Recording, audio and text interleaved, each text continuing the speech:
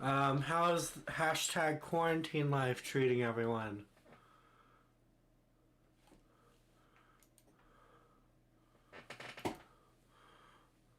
Always remember you can comment directly through YouTube, Facebook, or Periscope, and I will see those comments and I'll be able to respond to them in real time, and we'll be able to get a nice conversation going. So never forget that you can comment at any time and I'll see your comment. You can also call in and join the stream live if you'd like.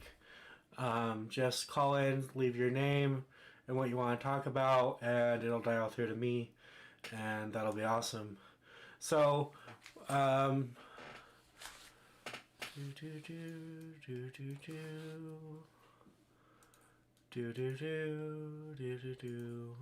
just waiting for a couple more people to log on. Please stay on. Please stay on. Birdie.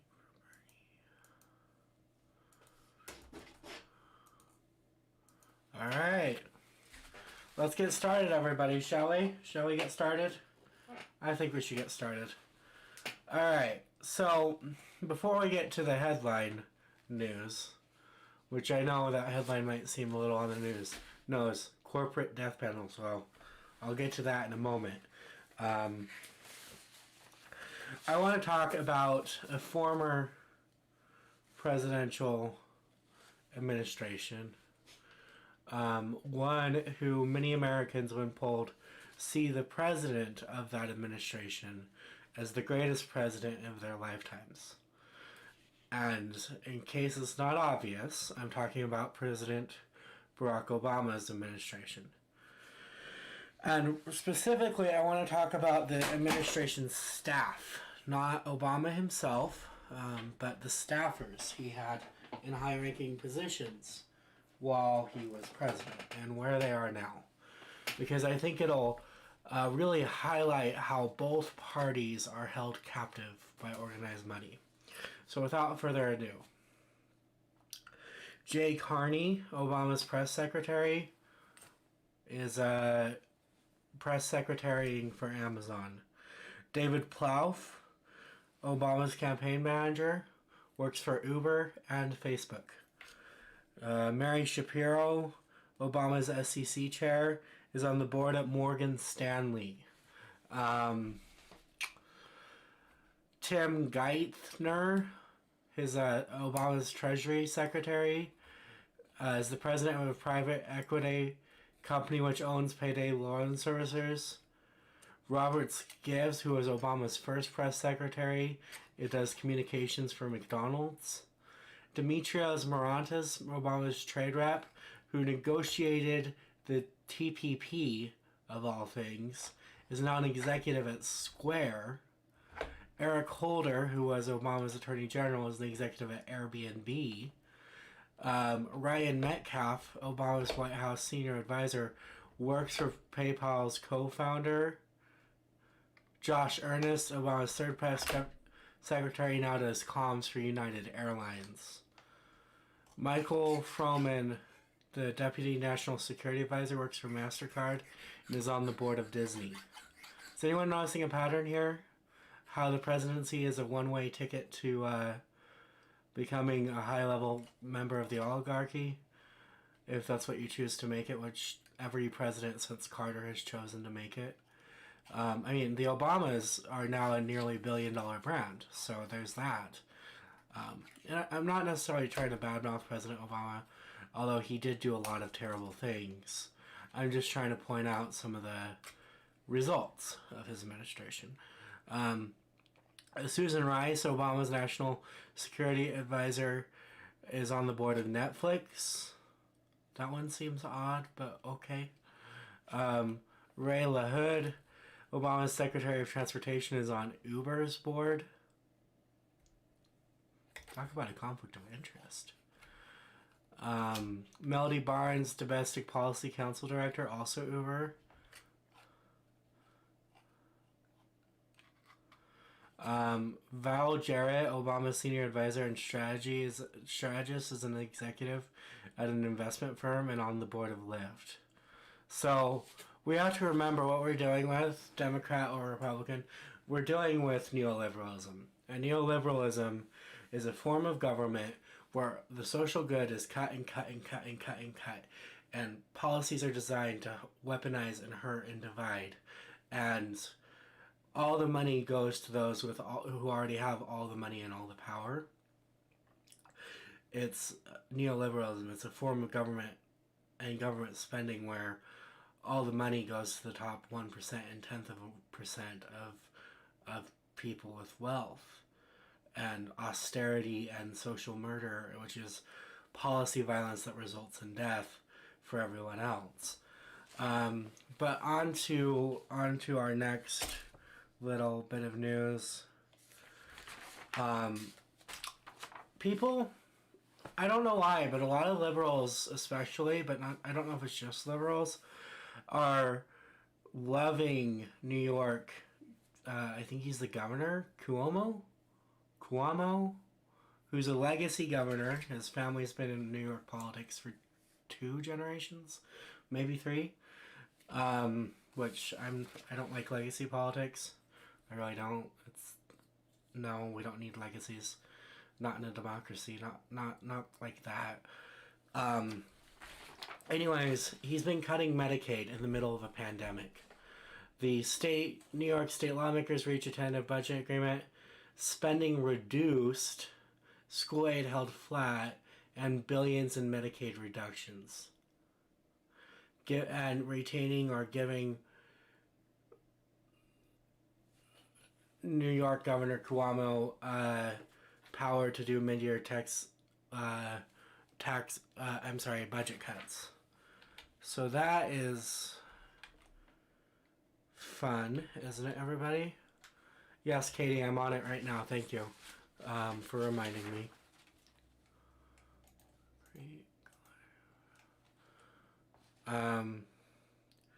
Up next in real live news,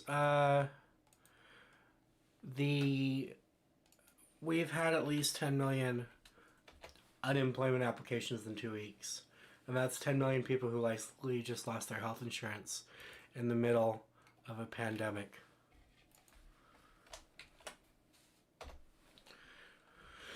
On top of that,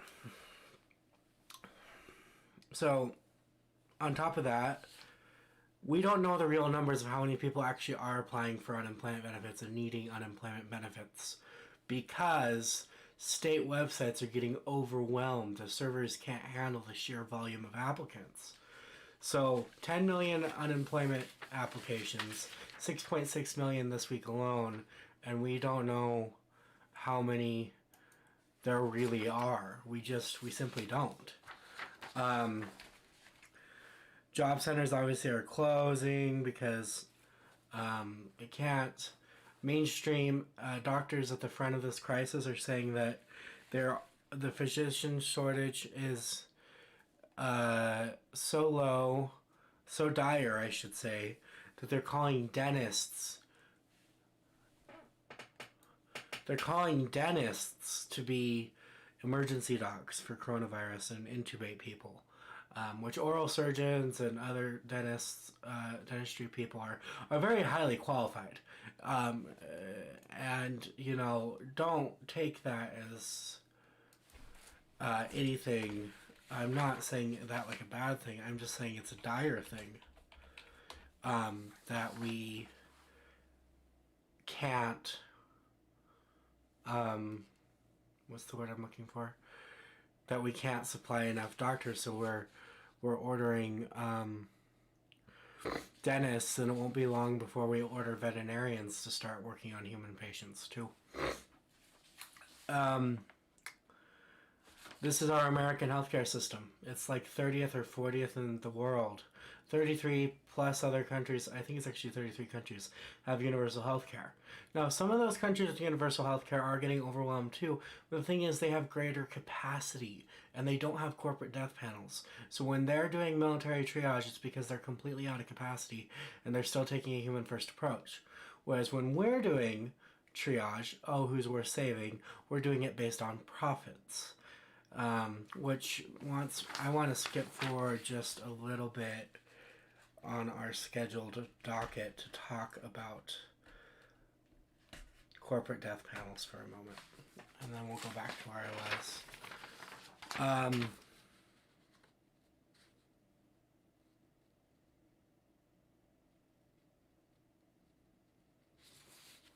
Actually, we'll just do it in order. Sorry about that, guys. Furthermore, California did an executive order to expand their COVID-19 workforce. Dentists are considered essential healthcare provider and encouraged to join the California Health Corps. And the statewide effort, which is a statewide effort to prepare their healthcare delivery system to respond to a potential surge in COVID-19 patients by opening additional sites and clinics and other healthcare facilities. And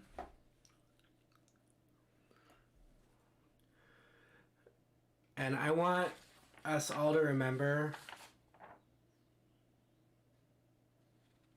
Trump wants to deport DACA recipients.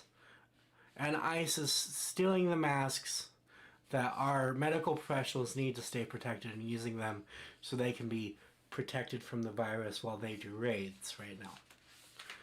And what's happening is about 27,000, last I checked, it could be a little bit higher, it could be a little bit lower, DACA recipients are essential healthcare workers on the front lines trying to stop us all from dying. They're risking their lives to fight for people they don't know. And Trump wants to deport them because of the kind of paperwork they don't have. It's abhorrent. It's disgusting. Wright State University is also fast-tracking nursing students and is letting nursing students work as nurses. That's how dire this is. We don't have the capacity. We don't have the capacity. And we just don't. So, again, feel free to comment in live and I'll chat with you and you can join the conversation. But until I get more comments, I'm just going to keep going with today's news. We already covered California. So up next, roughly 280 million masks, N95 masks, the kind of masks that our healthcare workers need to do the work and be safe from the coronavirus, around the U.S. were purchased by foreign buyers on Monday alone, according to Forbes. A FEMA spokesperson even went so far as to saying about the agency that the agency, quote, has not actively encouraged or discouraged U.S. companies from exporting overseas, end quote. So when you're wondering where all the masks are, foreign entities are buying them. And don't take this the wrong way. I don't not want other countries to have masks. But this is a part where FEMA should be stepping up and making sure that the masks we do have already in our borders that don't have to be imported are going to our people first. And Trump should be and is now again invoking the National Defense Production Act as Senator Sanders called for him to do. He should be invoking that so we can produce more masks, more ventilators, more respirators, more everything. And then once we have a surplus, then we can start exporting again.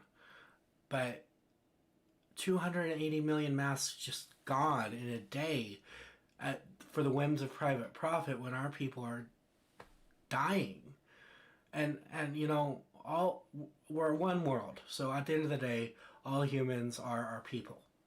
But when you have a nation that is sovereign and rules over a subset of those global people, it should take care of those people in the middle of a pandemic that are within its borders. Not by things as arbitrary as citizenship or whatever, but by the fact that you're in your sovereign borders and you should be like doing everything you can to help all these people, and then once you're at capacity of helping, then exporting. Every nation should be doing that, so the nations with extra can be helping the nations that don't have enough, and the nations that don't have enough can be receiving help from nations with extra. But it requires a coordinated effort, an organized effort, and that kind of effort isn't really ever going to happen except to a tiny degree in emergencies, as long as the profit motive is what our economy is organized around. This I want to talk a little bit about the rent strikes and the general strike. As I've said several times on this show, I am absolutely a supporter of a rent strike. I am absolutely a supporter of a general strike. I personally will not be striking because I work in an essential field that is providing critical healthcare to people right now. And it would be immoral for me to try and organize a strike at my workplace right now that provides healthcare services. But for those workers who can safely and effectively organize a strike, do it. Do it, do it, do it, do it. And on the rent strike, if you have the resources to do it, or the ability to do it, but make sure you're organized with your other tenants.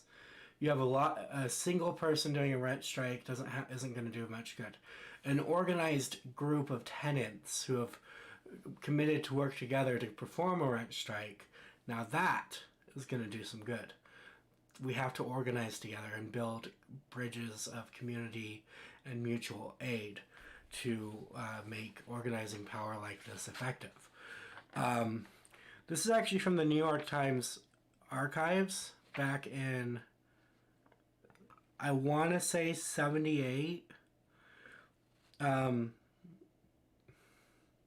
was a sheriff, actual good cop for once in the existence of the world, or at least a good cop that did a good thing.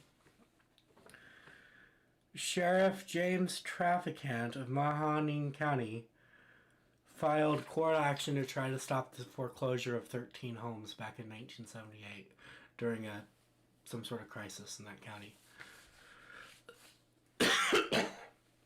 Rather than, enforcing the foreclosure order, he tried to stop them. Tried to stop families from losing their homes, which I think is pretty cool. And I wish there were sheriffs willing to do that now, but there aren't any, clearly. I don't want to go into this too in depth because it puts people at risk, or it can put people at risk, but some people are walking into pharmacies to use code words to get out of domestic violence situations. So I'm just going to say that. And that if you are in one of those situations, there are plenty of resources for you. Reach out, go to your pharmacy, try to use a code word, and you might get some help. It's working in France, it's working in some other places. Since all the usual places are closed down, keep that in mind. Up next is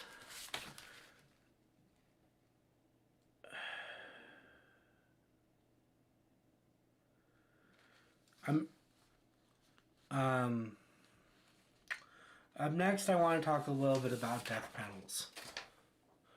As far as I know, the most extensive modern-day use of the term death panels is in pro-capitalist propaganda, when anarcho-capitalists and right libertarians and others who believe in the purity of the free market or whatever say that under socialism you have death panels where a small group of wealthy elites determine who live and die.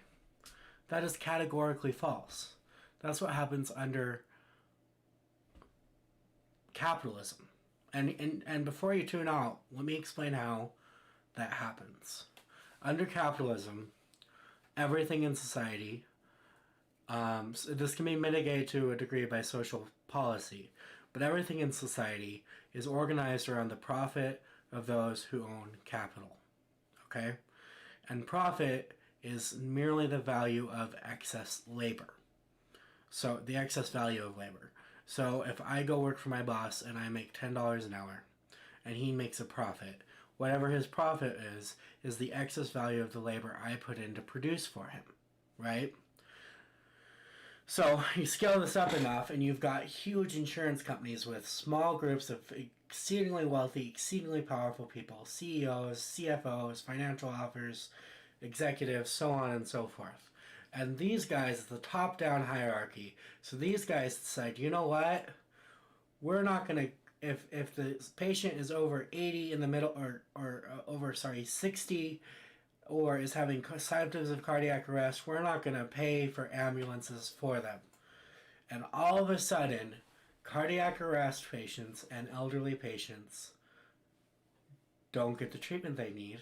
And this small group of wealthy elite individuals at the top of the food chain in a company, in a private corporation, suddenly just instituted a policy that killed people and became a death panel. That's what insurance companies are. Their actuarial tables are, at what point is it no longer worth trying to keep this person alive? At what point is it our return on investment in letting them die? That's what happens when things are organized around profit. The money talks, screams, and nothing else is even considered. They're put out into what economists call externalities. Things outside of the money in the market are externalities. So human costs, ecological costs, psychological costs, livestock costs. Not livestock. Livestock are considered an economic asset. But all these different costs of our system can't even account for, because it's not raw money and raw land and raw property. That's all capitalism can account for, is money, property, and land. So anything outside of that, it doesn't know what to do with, and so it just shoves it out of the calculations and doesn't consider it at all. And that's why we see human life being trampled across the world under capitalism. And my example about the ambulances, cardiac arrest patients, I'm double checking that was the right example. And ambulances wasn't even a hypothetical. Let me find it.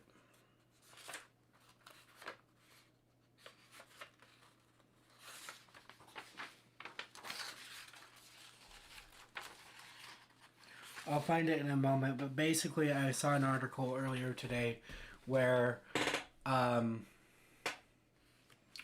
cardiac arrest patients were being denied ambulance care because the insurance providers are refusing to cover that in the middle of the pandemic crisis. I saw another story a couple days ago where an individual died of COVID-19 because they couldn't afford a $20 copay to get treatment. $20. And now someone's dead over the cost of a pizza. A nice pizza, but still just a pizza.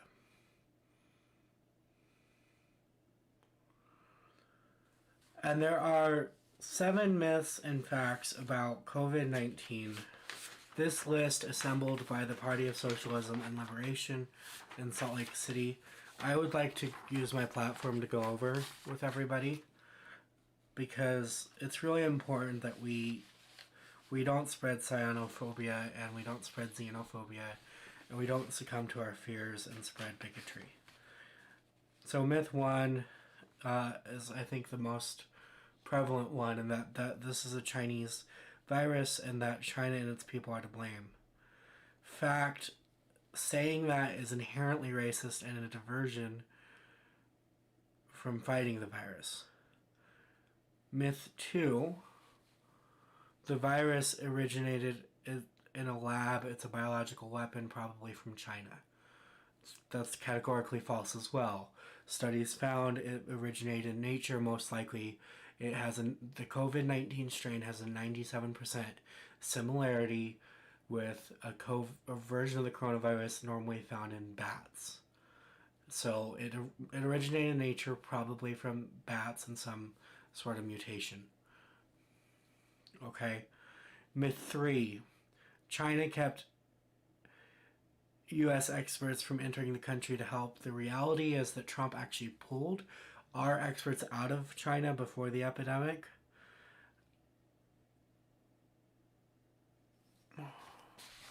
And there's a really widespread meme and stuff that myth 4 is. And myth 4 is that China initially covered up the virus and arrested a doctor who warned about the virus. This is also not true. The doctor wasn't an expert. His information was not correct, and experts were already dealing with the situation. So that's also not what happened. Myth 5. China's incompetence, delays, and lack of transparency caused the virus to spread. The reality is China's rapid response held back the virus and saved lives. They built a hospital, a fully functioning, not a tent city hospital, an actual hospital in like 6 days. I mean, who does that? China does that. And specifically to contain the virus. That's what they did. They weren't slow to respond. That was America that was slow to respond. So on to myth 6. China's shortage of hospitals and supplies exposed its people to danger. China mobilized the country quickly, so that's also a myth. The myth 7 is that somehow China has a chokehold on medical production, and that's threatening the world. No, they actually have produced. They're supplying medical equipment, doctors, and expertise around the world through Iran and other places. So no, China isn't chokeholding the world. In fact, Chinese engineers and doctors came up with this mask machine that can make several hundred masks in a minute. I think is what the rate was. So please keep the anti-Chinese rhetoric out of your minds and out of your tongues. Please and thank you.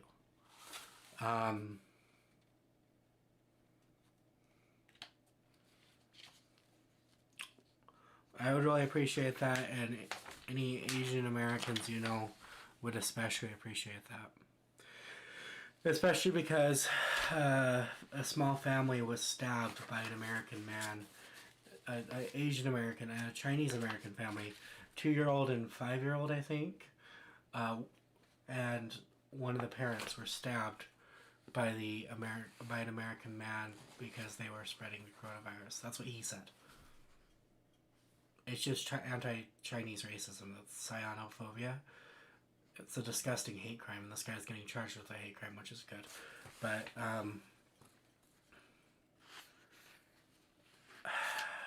so, we've discussed corporate death panels. I want to discuss some local news for a little bit. And then, we can move on to the Joe Biden stuff again. Until Joe Biden drops out, I'll keep bringing this up. There's an entire family that went missing in Colorado. Asian American mom, dad, toddler, and a 5-year-old left at home alone. No trace of the rest of the family. Cyanophobic hate crimes are only going to continue. That's why we need to regulate our rhetoric and internal self-talk. And remember that this is not China's fault, and this is certainly not your Asian American neighbor's fault. This came from nature.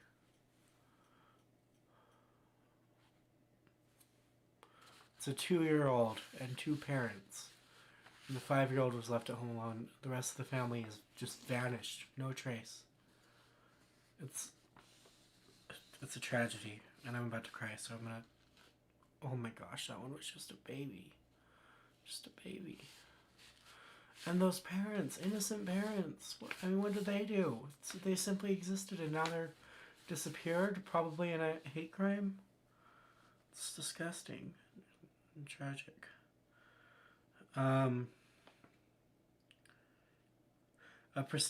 This is via CNN, a prestigious scientific panel told the White House yesterday night that research shows the COVID-19 strain can be spread not just by sneezing or coughing, but also by talking or possibly even just breathing.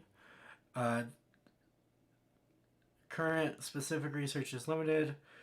Quote, the results of available studies are consistent with aerosolization of virus from normal breathing, end quote, according to the letter. And they recommend wearing a mask. The person who wrote this letter is going to be wearing masks everywhere now, but not clinical ones because our clinical providers need those just to help prevent spread and transmission, which I guess is a good thing that he's protecting himself.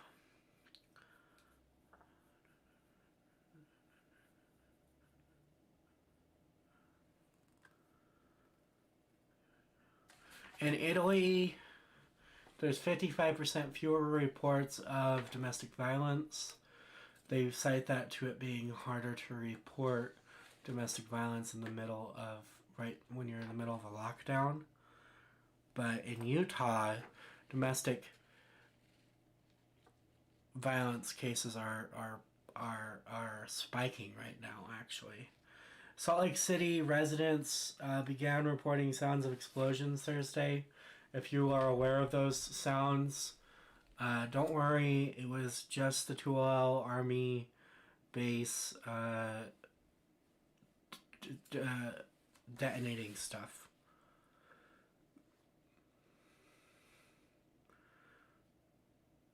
Yeah, they started them on Wednesday. They have permission to do them from April 1st to October 31st. Between 11 and 6 p.m. they're going to start detonating stuff. So if you hear explosions in Salt Lake City, in the valley I should say, chances are it's the Army blowing up their excess bombs. In funny news, bean sales are soaring, but nobody's buying bacon. So take from that what you will.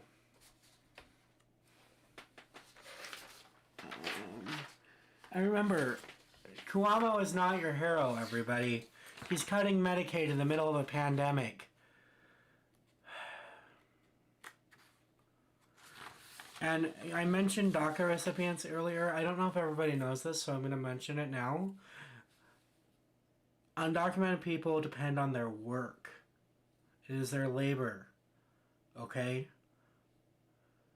They do so much work that undocumented immigrants alone pay $11 billion on average a year in local and state taxes. They contribute $13 billion to retirement accounts.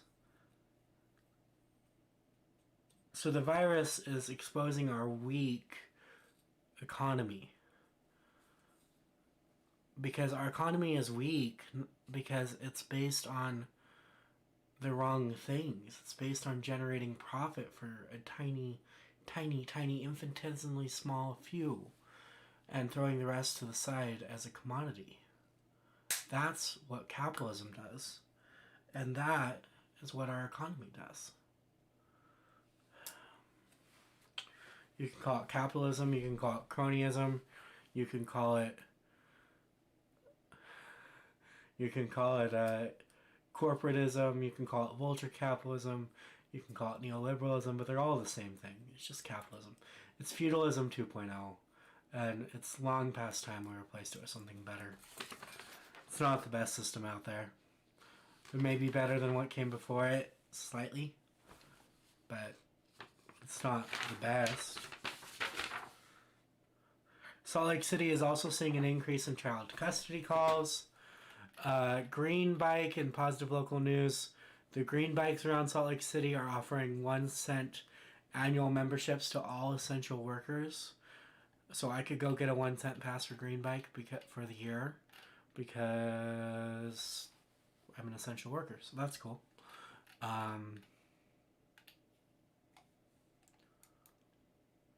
Oh no, please, I just got an update from our team. Please don't be true. I'm hoping the headline is misleading everybody.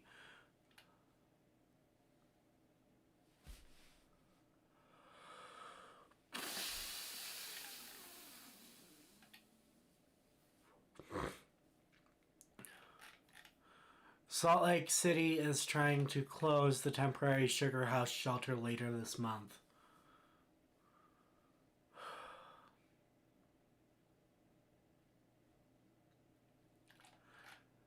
Salt Lake City leaders are throwing our unsheltered neighbors back into the muck of it. Let's go to other news, because that's going to turn me into a rage monster. That is going to turn me into a rage monster, and you guys don't need to see that.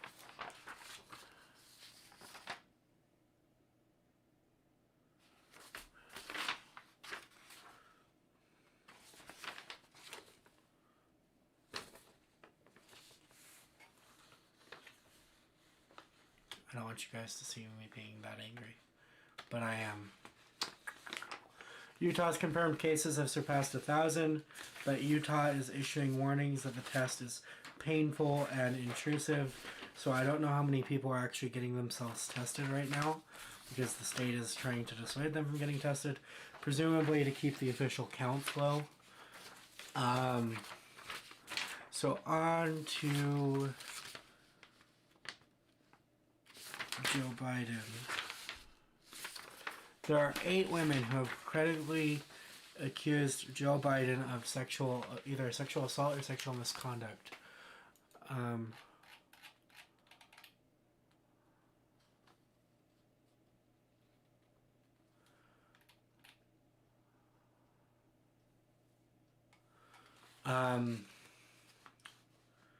I'm going to say all their names. I'm going to make sure I have all their names to say all their names.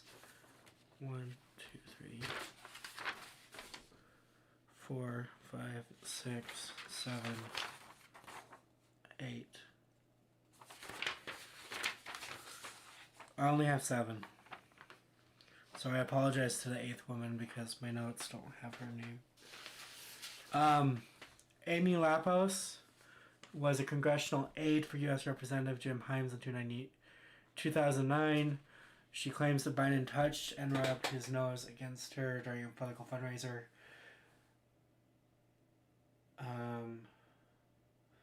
Lapos didn't file a formal complaint because, quote, he was the vice president.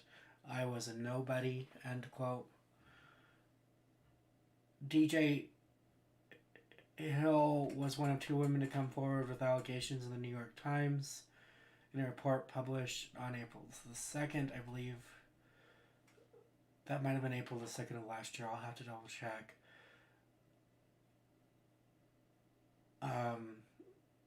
At a fundraising event in 2012, Biden inappropriately placed his hands on her shoulder, which left her feeling very uncomfortable. The other woman, named Caitlin Caruso, claimed that after sharing her story of sexual assault at a University of Nevada event in 2016, Biden hugged her too long and placed his hand on her thigh right after she exposed herself to re-traumatization. Ali Cole, Biden held her for too long.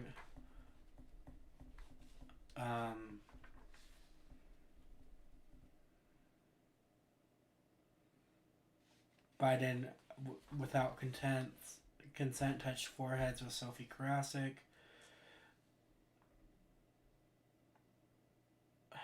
And Alexandra Tara Reid, who's been trying to tell her story since 1993, accuses Biden of anything, I'm not trying to, rate assault, but of bona fide rape via, I'm not going to go into the details. You can look them up. Since 1993, she's been trying to tell her story. At the advocacy group she went to, has received nearly $1 million. That denied her help, has received nearly $1 million in disbursements from Biden's campaign this cycle. So Biden is clearly paying them to silence any potential accusers.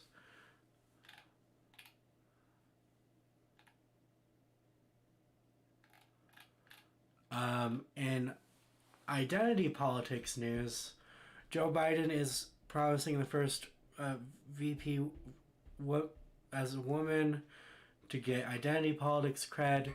Now he's saying he'll put a black woman on a Supreme Court, which is amazing. Representation matters. But what matters more is ideology. is policy.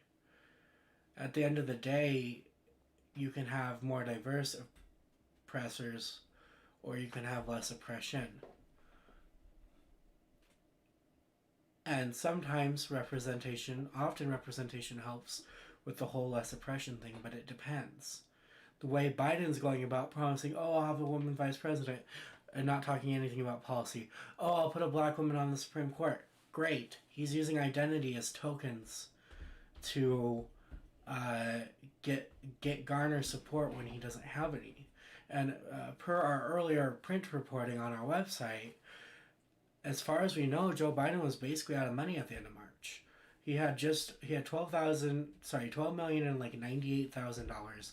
He spent $12 million of that on attack ads for the March 10th and 17th primaries to attack Bernie and try to win, which was a strategy that worked relatively well. That and the established coalescing around him. Between the two, I mean, it worked pretty well, but that's not the point. The point is Biden's out of cash and he's using identity politics to try and garner support. Grace says Joe Biden should drop out of the race. His brain is melting. You're exactly right, Grace. He should drop out of the race. He's unfit to lead. He's pending investigation. He should suspend his campaign with the whole credible sexual assault allegation that's been well documented since '93. No one just made this up. This is real. It needs to be investigated. So he should suspend his campaign pending that investigation, and in general he should drop out. He's mentally unfit to lead. He refuses to take a cognitive functioning test. One of my friends who's a nurse who does dementia testing has used public footage of Biden to confidently and competently assess that Joe Biden has, I think it's stage 5 on whatever scale it is, dementia, which is about late middle stage dementia. So it's not a joke. Joe Biden literally has dementia. He needs to drop out of the race. He's mentally unfit to lead. He's been credibly accused of rape and sexual misconduct or sexual misconduct by a total of 8 women. He needs to suspend his campaign. That's what he needs to do. And he's just another neoliberal. He's essentially Trump painted blue with more mental decline. I mean, who really wants that? If you're paying attention, nobody wants that. Unfortunately, people are so tired of Trump, they'll fall into the trap of voting for anyone, even if that someone is worse than Trump or the same as Trump, or that someone has promised that nothing will fundamentally change from a Trump presidency to a Biden presidency, which Biden has done. Right? Like, we have to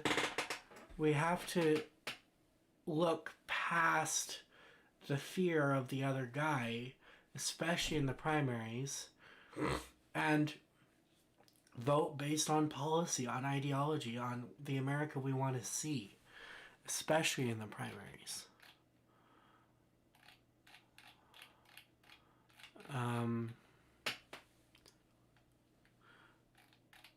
Salt Lake City golf courses are resuming play with coronavirus restrictions in place.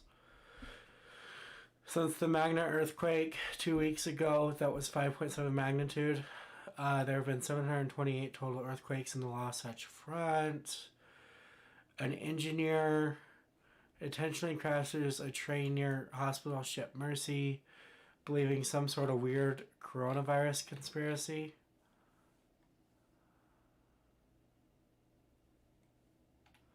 He said he had to because people don't know what's going on here. Now they will. The so-called relief checks will take up to 20 weeks for people that did not file taxes or people that don't have direct deposit. Which, again, if you're mad that those relief checks were only $1,200, they got that for minimum wage. $7.25 times 40 times 4 is $11.60. They rounded it up to $1,200, so they gave you a minimum wage worker's earnings pre-tax. And everybody's mad that's not enough, because it's not, because minimum wage isn't enough. Because despite years of productivity gains and more profits, and a lot of it due to advancements in technology, the average American worker makes less today in real dollars than they did 50 years ago. So it's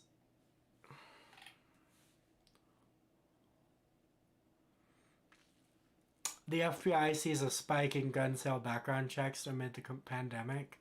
A 41% surge in the United States last month alone. That's crazy. That's crazy, guys. I mean, I understand it, but that's still crazy. Hopefully it's a good crazy, but there's a risk that it's not a good crazy. So, yeah.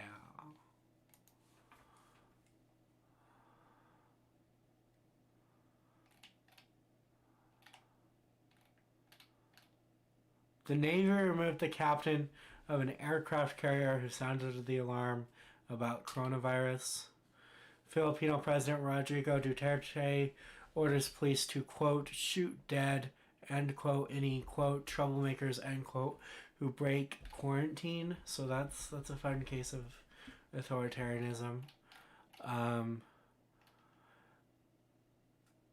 Unemployment claims are up 2,400% from last year in Utah.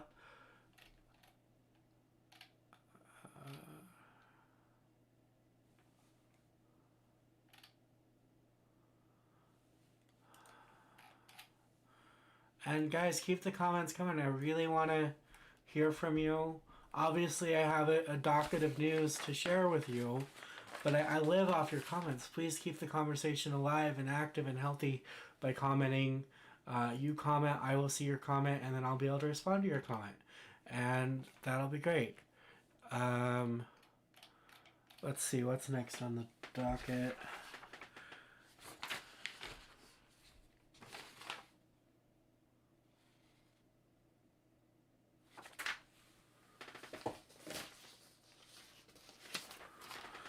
Do. Cuomo isn't your hero.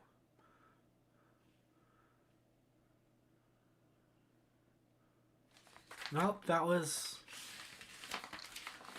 what I had for everybody. So, yeah, comment in live. Tell me what you think. Ask me if you want me to repeat anything. I'm more than happy to.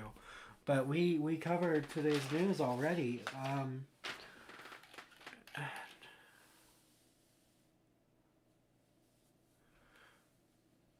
Okay, that wasn't today's news. A Costco in West Bountiful, Utah donated very highly needed disinfectant wipes to the police.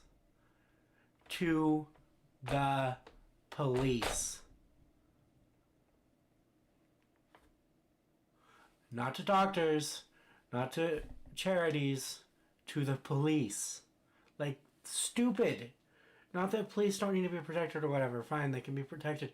But there are better uses. More people more at risk who could use those disinfectant wipes. Salt Lake County Mayor Wilson calls for a stay-at-home order as Utah is up to 1,074 cases. What would be the next step of Tara Reid, Grace? Well, she's trying, but Biden paid the legal defense fund focused on hashtag #MeToo advocacy to silence her. So, and mainstream media isn't covering her. So her next step is for people to start believing her. And that's not on her, that's on America. And to take her case seriously and demand an investigation. I don't know if she's filed a case against Biden, to be honest.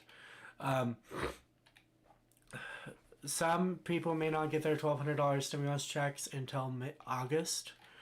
And I want to take a brief moment here in between news cycles. I should have done this 2 minutes ago when I thought I was out of news. But please follow us on YouTube, like us on Twitter, follow me on Facebook. Our website does have original content and commentary at wolfoflightnews.com. We're at Wolf of Light News on both Facebook and Twitter. And you can follow me on Twitter at Socialist Phelan. I would love to hear from y'all because I really, this isn't just about me rambling to everybody. It's really about connection. But back to the news. And like I said, some in the U.S. may not get checks until mid-August. We need donations for masks. Child care centers don't have enough. Doctors don't have enough. Now, here's a couple ways you can help with masks. Just a couple. I'm going to pull up one and tell you about the other. At Wolf of Light News, we have pledged that the next $750 we receive in donations will go to direct manufacturing of N95 masks. I have experience in CAD. There are publicly available files, and I can 3D print masks and fill them with filter material and make a sanitized room with personal protective equipment and all that. So the next $750 we receive, at least, in donations will not go to keeping us alive, but rather keeping our medical workers alive. There is another way if you would like to donate, and if you'd rather not donate to us as much as we love to direct manufacture masks, to donate to facilities in Utah that are reusable as long as you replace the filter every now and then. There is an organization called Masks for America on Facebook. They're fb.me/masks, the number 4, America. They're on GoFundMe. Twitter is @masks, the number 4, America.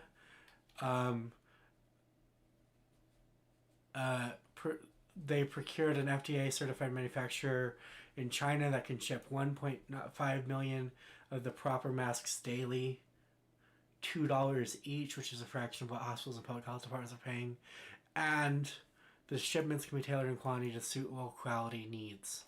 So, donate to Wolf of Light News and we will manufacture 3D printed reusable masks directly and send them directly to critical supply child care centers and doctors and hospitals in our community here in Utah. Donate to Masks for America and they'll buy the single-use ones at $2 a piece at a rate far, far, far, far, far, far cheaper than what hospitals normally pay. It's a fraction of that cost. So you have 2 ways to get involved if you have the finances to do so.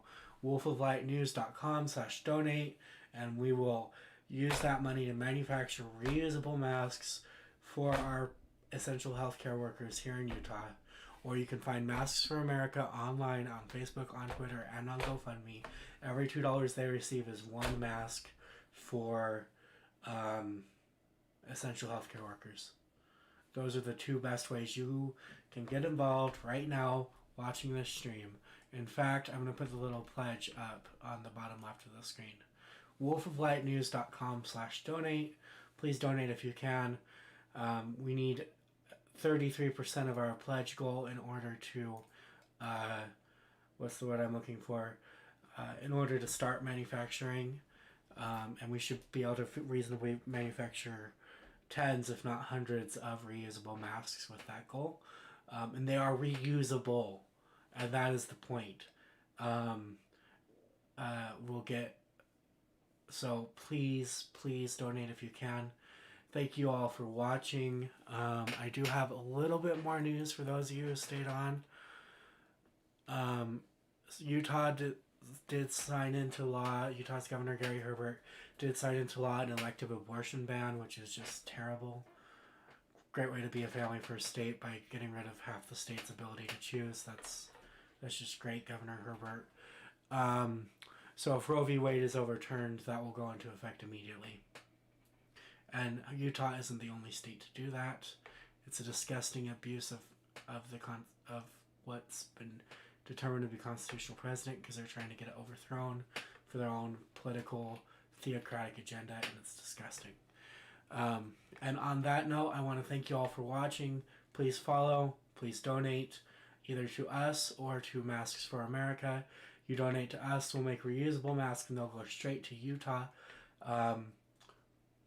essential workers. You donate to Masks for America, they will mass purchase at $2 a masks, the correct kind of masks, and send them to across the country. So either way you go, you can't go wrong. If you want to help out Utah locally, donate to us. If you want to help out the whole country, you can donate to Masks for America as well. Thank you everybody so much for watching, and have a great night. I really appreciate it. Bye, y'all.